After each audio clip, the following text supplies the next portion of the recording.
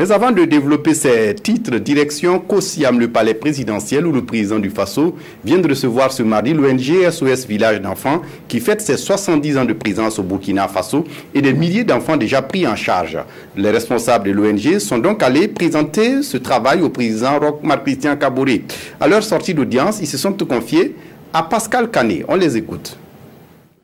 Le président de SOS Village d'enfants international à Kosiam, accompagné de la ministre de la Femme, de la Solidarité nationale et de la Famille, il est venu expliquer au président du Faso ce que son institution fait en faveur des enfants burkinabés. On apprend qu'à travers ces deux villages, SOS Village d'enfants international prend en charge près de 2000 enfants au Burkina Faso. It's a 70-year-old organization. SOS Village d'enfants travaille depuis 70 ans à travers le monde. L'objectif, c'est de s'assurer que chaque enfant ait une maison, un foyer et l'éducation nécessaire.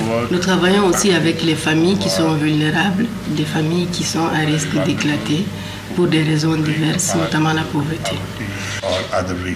La ministre de la Femme, de la Solidarité nationale et de la Famille profite de l'occasion pour féliciter l'organisation pour son travail et souhaite que le partenariat engagé avec son ministère soit renforcé. En ce moment, le département travaille dans la procédure de retrait des enfants en situation de rue.